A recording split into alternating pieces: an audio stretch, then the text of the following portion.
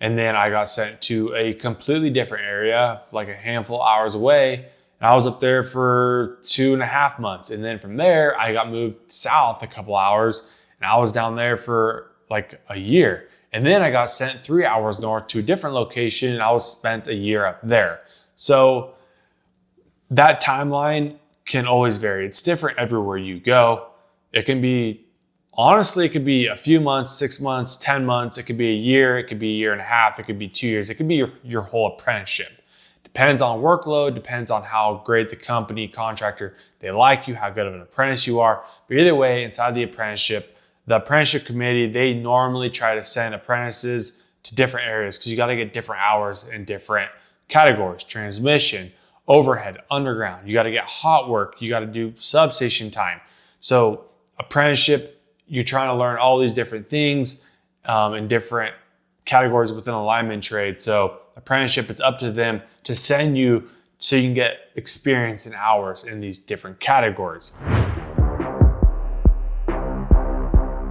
Welcome back to episode 12 of CTQ. CTQ is a segment I do on this channel where I take your guys' questions and I answer them here for you guys to learn and be able to start taking the appropriate steps on your career journey, whether that be a lineman or welder, electrician, whatever your questions are, I'm here to answer them. And if I don't have answers for them, I'm going to reach out to the people I know and I'll get answers for you guys.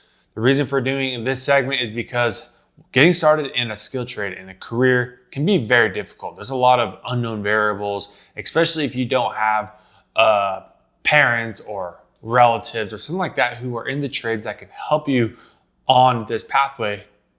For me, I was fortunate for the most part. I grew up in a blue collar family.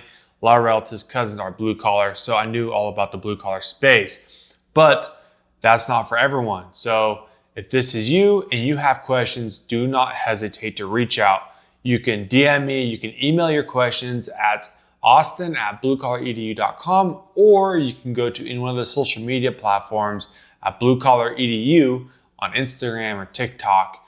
And I'll take your questions from there and I put them in my portfolio of questions and then I will try to answer them here for you guys. So for this question today is actually a series of questions from one question.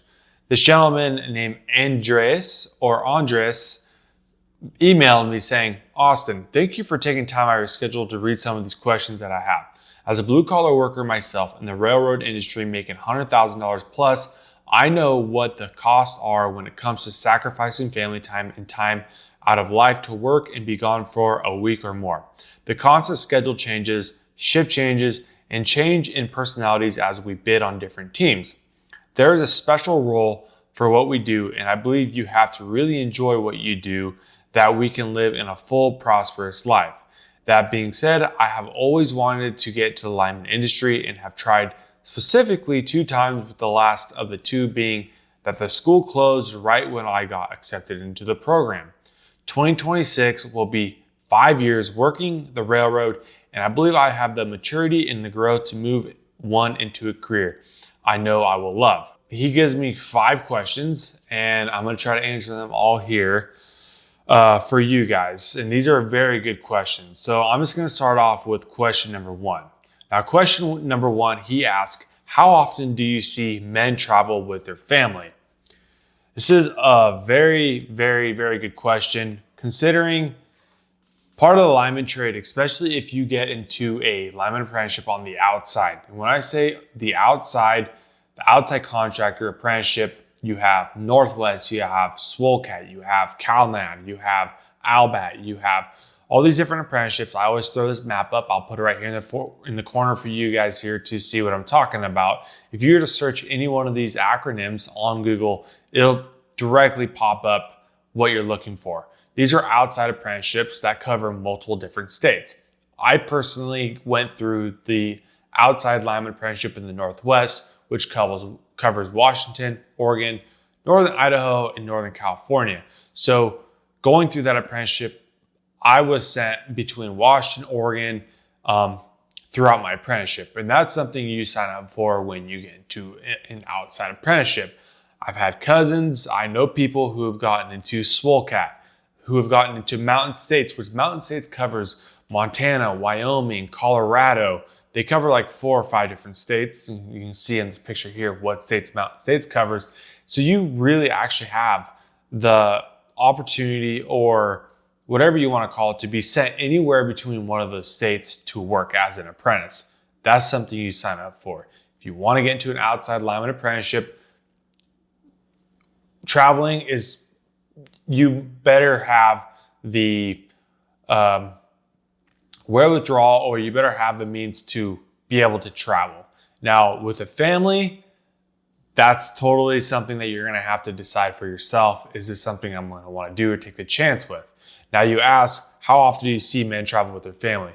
Inside the apprenticeship, there is a high chance. One of my cousins or a couple of my cousins who were apprentices in mountain states, one of them, he has a family. He ended up just getting, an apartment in Denver and Colorado. And he basically, him and his family lived that apartment in Denver throughout almost his whole apprenticeship. Now, he's traveled and he's worked a majority of his apprenticeship in Denver. So he's gotten lucky as far as not being able to, or not having to travel from like Colorado to Wyoming to Montana. But a lot of majority of the work is in the Denver area and metro area around Denver. So when he got placed there, he didn't have really any other choice. He had a small family, 2 or so kids and a wife. What a lot of guys do is they have a travel trailer, a big 5th wheel trailer that they haul around, and they'll just park that at an RV park, and their family, their wife, kids live in that. And it's not the best live situation, of course, you know what I mean? Like, you don't have all the room in the world and blah, blah, blah, blah, blah. Everything that comes with traveling with a family for work, especially on the road, is not easy, but that's something you're going to sign up for. So I see it very often. Now, once you become a journeyman, traveling is really up to you as a lineman. And I've worked in various parts of the country. When it comes to traveling with family, I've seen guys, I've worked in California, where these guys can be from like Alabama or the South somewhere, or from the East Coast or Midwest, where they'll travel to California to work to, make money. And they might go out there and work for a couple of months or a half a year. And sometimes they don't travel with their family, but that's up to your family and what you think is best for you and your wife and your kids. I've also seen people, they travel with their family. They bring their family to wherever they're traveling, and they rent a house, or they rent an apartment, or like I said, they have a 5th wheel, a big trailer, and they just park it at an RV spot. So how often do I see men travel with the family? All the time. It's possible. It's something you sign up for when you get into the trade, like the lineman trade, especially if you get into the outside lineman apprenticeship. It's different if you are looking to try to stay local. You can try to get on with your local utility or your power provider, who you pay your power bill to each month. You can try to get on an apprenticeship position with them, but those positions are far and few between, and those are extremely competitive to get into. Not saying you couldn't get into that apprenticeship, but those positions, you're going to stay a little bit more local. For the most part, you're going to stay within your state or somewhat of a jurisdiction within. So let's move on to what his question number 2 reads. Would you say it is worth leaving a career of that which I have stated above to start a career that in the beginning is about half the pay rate I'm currently making? This is a very, very, very tough question. I've answered this before in a previous CTQ episode about, is it worth leaving a career you've already been working in, where you've built a career, you're making better money, to jump ship to a different career where you're going to start off making less money, but the opportunity to make a lot more money in the long run is probably there for you. And there's a lot of variables that I would have to personally think about doing this. And that is, of course, a family. If you have a family, if you have a mortgage, if you have car payments, if you have all these expenses that you need to take care of, and to do the math, if you're making $100,000 plus a year, depending on what apprenticeship you get into, And if you're only working 40 hours a week as an apprentice, you will be making less money. Now, you can make over $100,000 a year as an apprentice. I did very easily, and I know a lot of other apprentices that do as well. But there's that chance that you might not. You will or could be making less money. So what do your expenses look like? Are you able to afford it? That's going to be the biggest concern I would have right off the bat is, would I say it's worth leaving a career? Now, how is your mental capability? Like, how do you feel about your career right now? Is this something that you're doing because it provides, and like, you have to work because you have a wife and kids and you have payments, you have a mortgage, you have all the things that come with life, and like, but you truthfully think that your life is not that fun because the career you're in right now, you don't like it, then I think for your mental state of mind, it might be a good idea to try to find something else that you think you would enjoy. And like you said, you think you would enjoy the lineman trade, but you actually don't know if you would enjoy it more until you actually work in the trade. So like, to be able to tell you, is it worth leaving the career you're in right now in the railroad industry? I couldn't give you a yes or no question on that. It's like a question you'd have to ask yourself, your wife, like, what is best for you and your family? Because you have a family, so you have to decide, like, what is that opportunity for you look like to make that career switch? I've seen a lot of guys who have been in a career for many of years and then make that career switch. So if they're an electrician, or they did whatever kind of blue collar industry they worked in before, they made that switch at 25 or 35 or even 45 years old to the lineman trade, but then they never look back. They're happy about that switch because it's a better career, and the opportunities that come with being a journeyman lineman are awesome. To be able to work anywhere in the country, to make really great money. You have lots of opportunity as a journeyman lineman to work and have a fulfilling career for you and your family. So I can't tell you yes or no if it's worth it. You have to weigh out your odds. And I know you're asking me to try to help you weigh out those odds.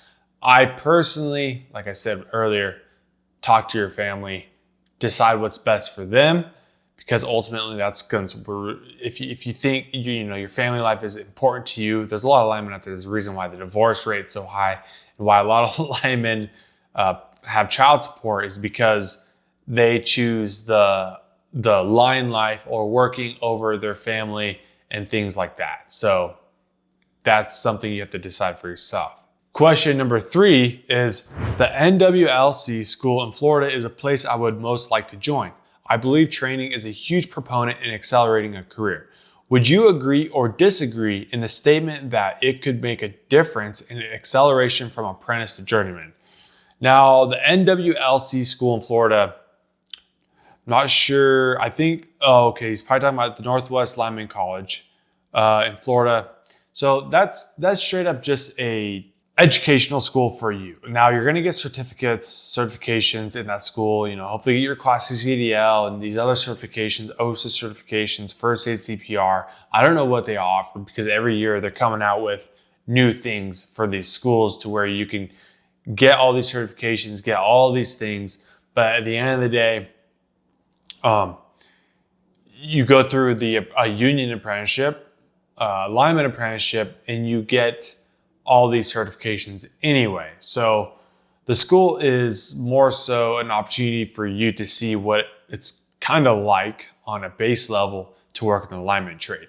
Climbing poles, there's a lot of guys who I've known who thought or think it'd be cool to become a lineman until they put a set of hooks on and they start climbing a pole, and they get 40, 50, 60 feet up in the air and they realize, crap, this actually isn't as fun as I thought it would be. So, I mean, that's the kind of thing like where school can benefit you. You might pay $15,000, $20,000 to attend these schools.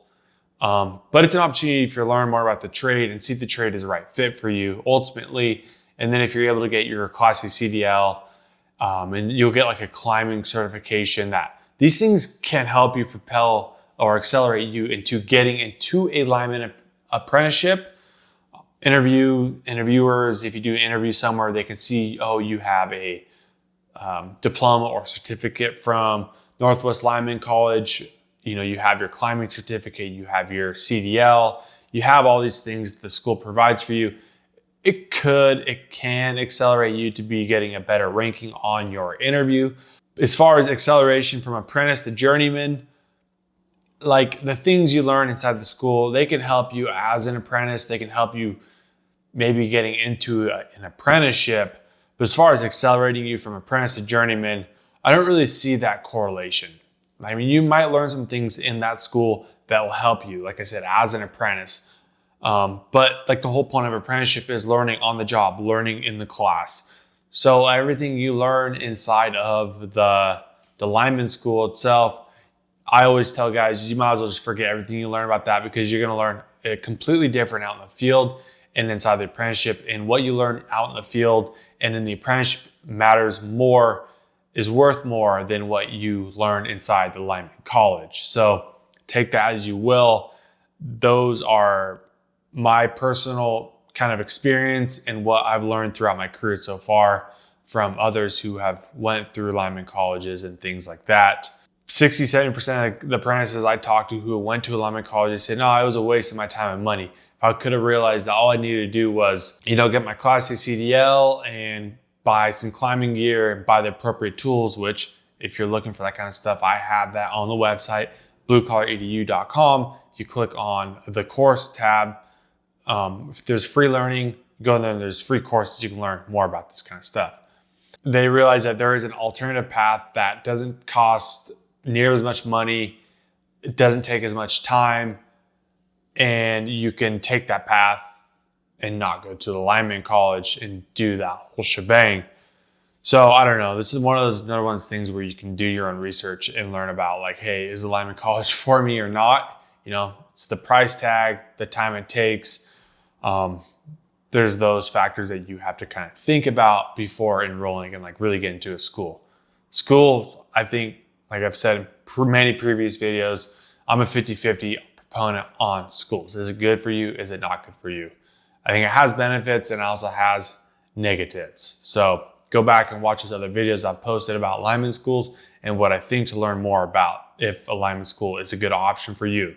Question number 4, when traveling to your locations, whether it be for storm work or working with a team for a short period of time, what is the average length of time you could spend in a state? It's a great question. When traveling to locations, for storm is very temporary. So like every storm I've ever worked, whether that be in the Northwest from like a snow, ice, windstorm, or on the East Coast from a tropical storm or a winter storm, or in the South from like a hurricane storm, those things are all like from a few days to a week to 2 weeks to, or like this last hurricane, Helene and Milton, I ended up working like a little bit over 3 weeks. So these things vary. Like you don't ever know. It could be a couple days. It could be a couple weeks.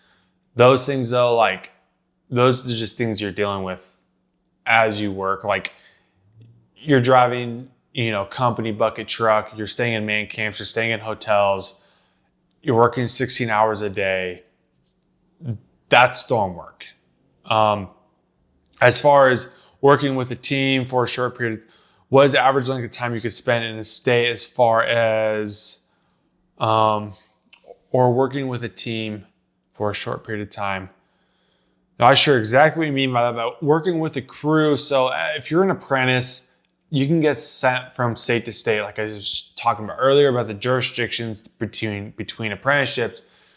Those things, like normally if you get sent to a state or a different area, for the most part, they try to do 6 months in that area. Now, not all the time, don't quote me on that, but that's on average, 6 months in an area.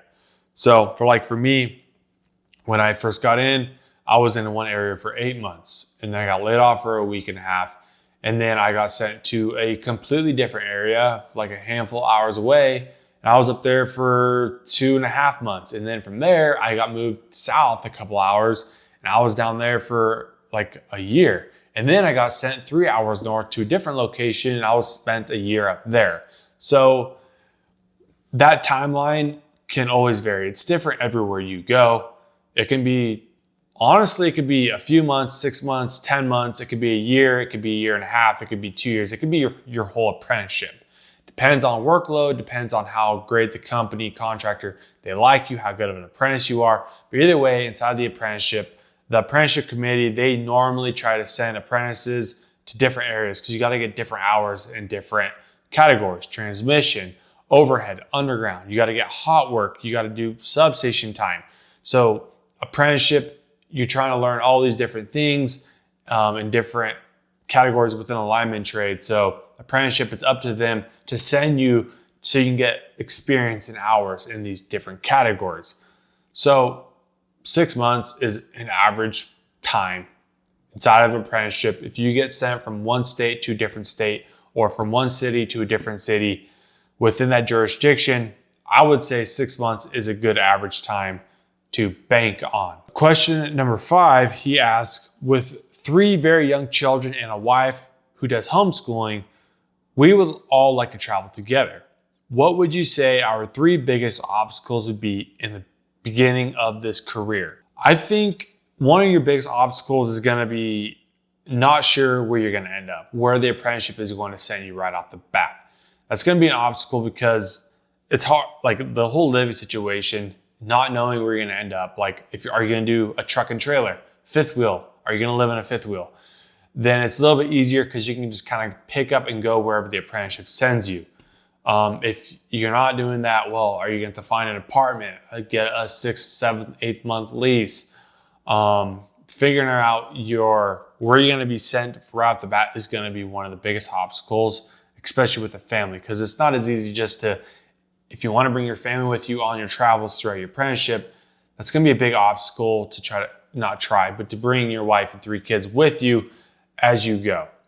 Now that leads you into obstacle number 2, which is finding lodging and like a lifestyle change. It's going to be, I don't know how your lifestyle is right now. If you know what I mean, like if you're home every night type of deal, like you go to church on Sundays, like you have a routine, and how your lifestyle is right now, that's all going to change for the most part when you get into the apprenticeship. You become an apprentice, traveling with a family, lodging situations, being able to figure out how you're going to live, where you're going to live, those type of things. That's going to also be an obstacle. I don't know how your wife, you say she's homeschools your kids, which is awesome because living on the road, that's going to help continue their education. So you don't have to put them in public schools. If she's homeschooling your kids, that's going to work in your guys' benefits extremely. That way, when you're at work or whatever, she's able to teach your kids, still homeschool them. So that would be your second obstacle, is like lodging and lifestyle change. The third thing is probably going to be money.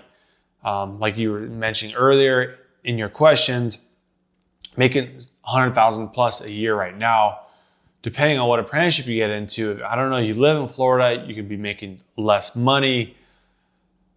That could be definitely a factor, an obstacle that you have to change. I don't know what your money or financial situation is right now, but if you're going to be making less money, being able to figure out how to live with less money and jump those hurdles and figure out those obstacles is definitely an obstacle, especially with a family.